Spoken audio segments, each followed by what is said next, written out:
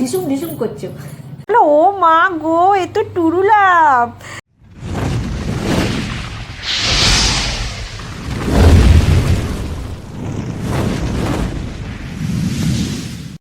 Good morning বন্ধুরা, welcome back to my channel. আশা করি সবাই ভালো আছো, সুস্থ আছো, আনন্দে আছো। আমিও খুব খুব ভালো আছি। আজকে ছাদের থেকে ভিডিওটা শুরু করলাম। আজ থেকে আমার ছাদের খুব কদর। ছাদের কদর কেন তোমরা বেলা হলেই বুঝতে পারবে।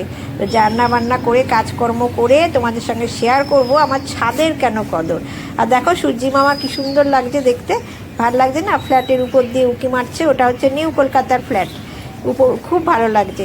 আর একটা কথা তোমাদের বলি, ঠেলার নাম বাবা জীবন। ঠেলায় পড়ে আজকে আমি ছাদে এসেছি। চলো পরে তোমাদের দেখাবো কেন আমার প্রয়োজনের ভালোবাসা। তো দেখো চলে এসেছি ব্যাক ক্যামেরা করে। আজকে করছি ফুলকপি, আলু, টমেটো দিয়ে। ফুলকপিগুলো ছোটো ছোটো করে কেটেছি।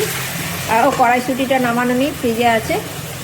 কড়াইশুঁটি দিয়ে একটা তরকারি করবো। কড়াইশুঁটি না 1 কিলো এনে রাখি, তারপরে ফ্রিজে ছাড়িয়ে রেখে দিই কন্টেনার করে। এখানে দেখতে পাচ্ছ ভাত একটু ছটপট করছে, মানে ছটপট করছে, দেখি তো, হ্যাঁ ছটপট করছে, মানে ওকে এবার ঘুম পাড়িয়ে দিতে হবে। আর এদিকে ফুলকপি আলুর তরকারি তো দেখালামই তোমাদের। আর ডাল হয়ে গেছে। চলো ডালের সামনে নিয়ে যাই তোমাদেরকে, নাহলে ও আবার রাগ করে ফেলবে না। এই যে ম্যাডাম ডাল তোমাকে দেখিয়ে দিলাম বন্ধুদেরকে, যে ডাল হয়ে গেছে। আর কালকে দেখো আমার কত ভাত হয়েছে, কালকে বেশি দিতে, ওগুলোকে ফুটিয়ে রাখলাম। ভাইকে তো দিতে পারি না, ভাইয়ের যদি বাই চান্স গ্যাস অম্বল হয় মুশকিল হবে। আর ভাই এখানে ফোন দেখছে বসে বসে। চলো আপাতত এইটুকু। হ্যাঁ, আমার ঘর দুয়ারটা একটু দেখিয়ে দিই। দেখো বিছানার চাদর টান করে রেখেছিলাম, ভাই এখানে এসে বসেছিল, একটুখানি কুচকে দিয়েছে।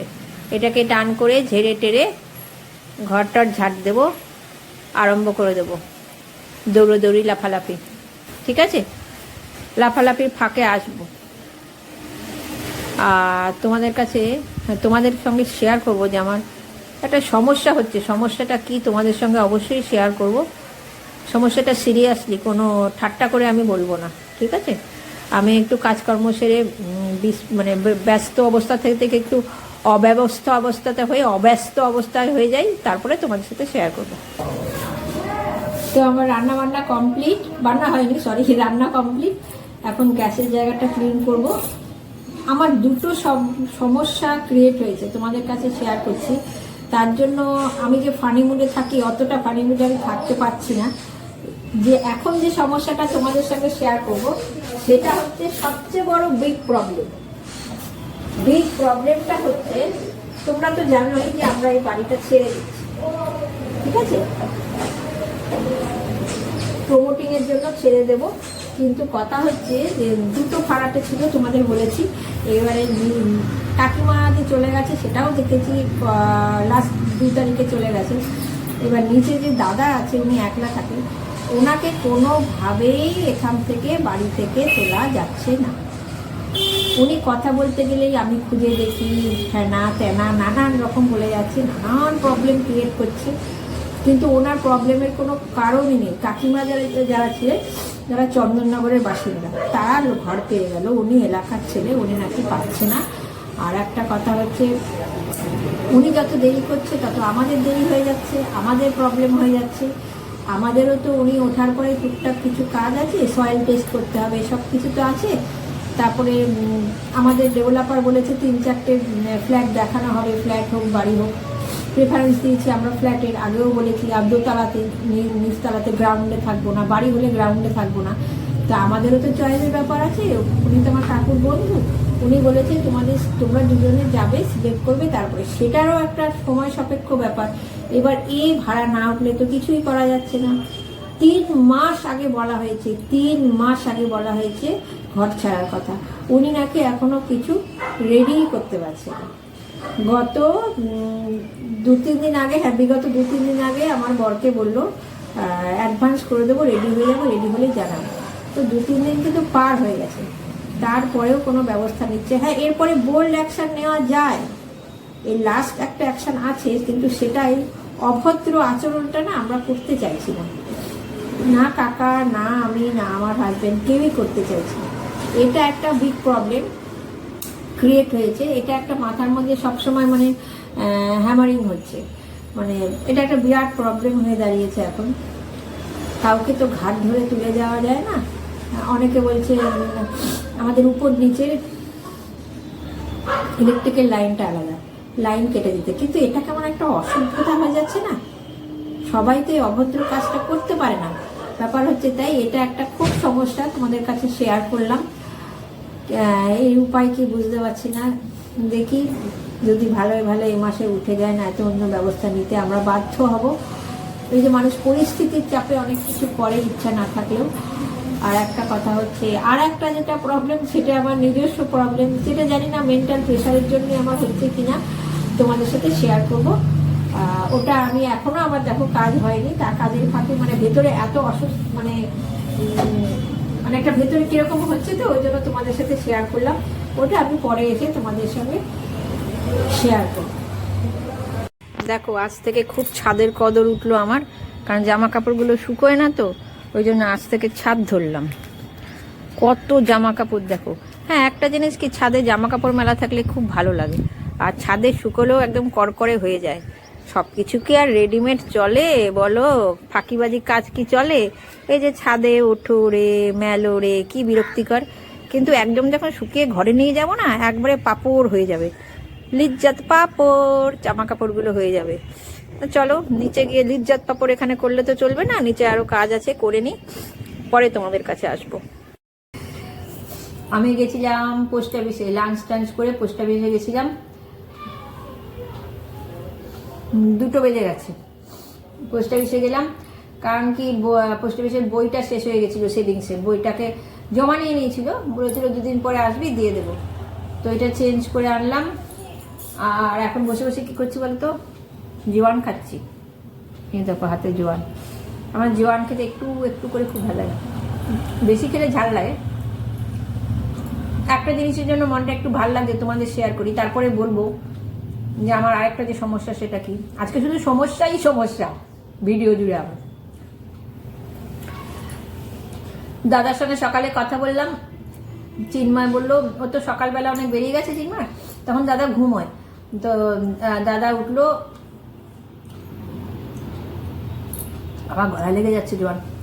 দাদা ওঠার পরে যখন পুজো করছে, তখন গিয়ে বললাম, দাদা তুমি তো এরকম সবসময় বলছো আজ নয় কাল, আজ নয় কাল, একটা ফাইনাল ডেট বলো, আমাদেরও তো সুবিধা হবে। তখন বলল,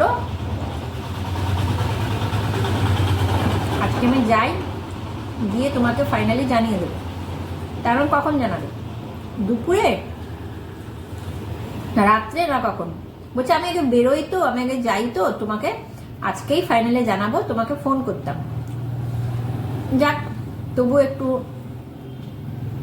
ডিটারমাইন্ড কথা বললো যে আজকেই জানাবে, তো শুনে ভালো লাগলো। দেখি এবারে কি করে।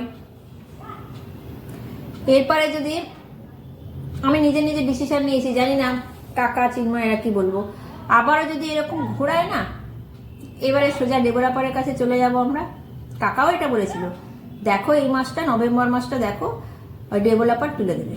ডেভেলপারটা এমনি এমনি তুলবে না, ঘাট ধাক্কা দিয়ে তুলবে, এটা চাইছি না। বললাম না, আগেও বললাম এটা চাইছি না। যাই হোক, এই কথাটা শুনে একটু আশ্বস্ত হলাম, ভালো লাগলো। এইবারে আসি আমার সমস্যাটার কথা। আমার একটা জিনিস হয়েছে যেন, একটা অদ্ভুত জিনিস, আমি যেটাই চিন্তা করছি সেটাই স্বপ্ন দেখছি, আবার ভোর রাতে দেখছি। মানে ধরো চিন্তা করছি বলতে, মানে হয়তো কোনো গাছের চিন্তা করলাম, ফলের চিন্তা করলাম, বা মানে মনে করছি এখানে যাব, মানে সম্ভাব্যগুলো, এখানে যাব, এখানে খুব যেতে ইচ্ছা করছে, অমুক জায়গায় খুব কিনলে ভালো হতো ওটা গিয়ে, বা ফ্লিপকার্টে কিছু দেখছি। মানে মেন ব্যাপার হচ্ছে এটা, ফ্লিপকার্টে কোনো ড্রেস দেখছি যে এটা অর্ডার করব, অ্যাড টু কার্ট করে রাখলাম, ওইটাই স্বপ্ন দেখছি, মানে ওই ড্রেসটাই নিয়েছি, বা যেখানে যাব মনে করছি সেখানে যাচ্ছি। আমি বুঝতে পারছি না, যেদিনকে আমি এগুলো চিন্তা করছি ঠিক সেদিন রাত্রেই ওগুলো দেখছি, ভোর রাত্রে 4টে 4:30 সময়। এটা একটা অদ্ভুত ব্যাপার হয়েছে আমার লাইফে, এরকম কোনোদিনও হয়নি, ওই জন্য তোমাদের সঙ্গে শেয়ার করলাম। এটা একটা সমস্যাই মনে হচ্ছে আমার, মানে আজকে যেগুলো বলছি, জানি না এটাই আবার মানে ইউটিউবে ব্লগ করছি, এটা আবার দেখবো নাকি। এটাকে আমি সিরিয়াসলি বলছি, কিন্তু এটা আমি কোনো রকম ফানি করে বলছি না কথাটা। এটা আমার কাছে একটা প্রবলেম মনে হচ্ছে এখন, আমি যেটা চিন্তা করছি সেটাই দেখছি। তো চিন্ময় আমাকে ইয়ার্কি করে বলছে, তুমি এবার একটা এমন কিছু চিন্তা করো যে তুমি সবসময় বলো না যে যাদের থেকে আঘাত পেয়েছো, চিন্ময় বলছে যাদের থেকে আঘাত পেয়েছো, যারা তোমাকে কড়া কথা বলেছে, জীবনে অনেক ধাক্কা খেয়েছি, তোমাদের কাছে বলছি অনেক ধাক্কা খেয়েছি, ওই জন্য চিন্ময় বলে যাদের থেকে ধাক্কা খেয়েছো তাদের ঢিসুম ঢিসুম করছো। ওই রকম ইয়ার্কি করে বলছে ওরকম স্বপ্ন দেখো, তুমি ওরকম স্বপ্নে ঢিসুম ঢিসুম করতে পারবে। যাই হোক, এটা আমার কাছে একটা সমস্যাই লাগবে, সত্যি করে বলছি, আর বিরক্ত লাগবে, যেটা দেখছি চিন্তা করছি সেটাই দেখছি। আবার সকালবেলায় উঠে চিন্ময়কে বলছি, জানো আমি না এরকম এরকম কালকে ভাবছিলাম, এটা দেখলাম ফ্লিপকার্টের ড্রেস একটা হয়েছে, দেখে ড্রেসটা পরে খুব এরকম এরকম করে দেখছি আমাকে কেমন লাগছে ড্রেসিং টেবিলের সামনে দাঁড়িয়ে। তো এই কথাটি তোমাদের সঙ্গে শেয়ার করা ছিল, শেয়ার করলাম। এবার একটুখানি দিবানান্দ্রা দিয়ে আবার সন্ধ্যেবেলা আসবো, আজকে না আমার ভালো লাগছে না, মনে হচ্ছে কি করি বুঝতে পারছি না। এই আবার বলছি কি করি বুঝতে পারছি না, হট করে এটা মাথার থেকে বেরিয়ে গেল, কিছু খাই কি এরকম মনে হচ্ছে আর কি। না চলো একটু শুয়ে নিয়ে আবার সন্ধ্যেবেলা আসবো। হ্যাঁ, এখনের মতন টাটা, গুড ইভিনিং বন্ধুরা। অনেক দূরে বসে আছি, কেন বলতো ক্যামেরাটা রাখার জায়গা পাচ্ছি না, টেবিলে রেখে দিয়েছি, এবং দূরে বসে থাকি, যাই তো তোমাদের তো কাছে পাবো। একটুখানি আটা মাখছি, এখনো চিন্ময় আসেনি, বললো 8 ঘন্টা খানিক দেরি আছে, প্রায় চলে এসেছি কাছাকাছি। আজকে না আমার একটা জিনিস খেতে ইচ্ছা করছে, ওকে বলিনি, খেটে খুঁটে আসছে, মানে যে জিনিসটা খেতে ইচ্ছা করছে সেটা বললে না একটু ঘুরে আসতে হবে ওকে, ওই জন্য আর বললাম না। মনের কথা মনেই থাক, বলো, বেচারা খেটে খুঁটে আসছে না, আবার বললো যে আজকে আমার ভালো লাগছে না, খুব টায়ার্ড লাগছে, ওই জন্যই বললাম না, নাহলে আমি বলে দিই। মনে রাখি মনের বেদনা, খেতে হবে, খুব ইচ্ছা করছে কিন্তু খেতে পারবো না, ওই জন্য মনের ভিতরেই মনের বেদনা রাখি, পরে একদিন হবে। চলো,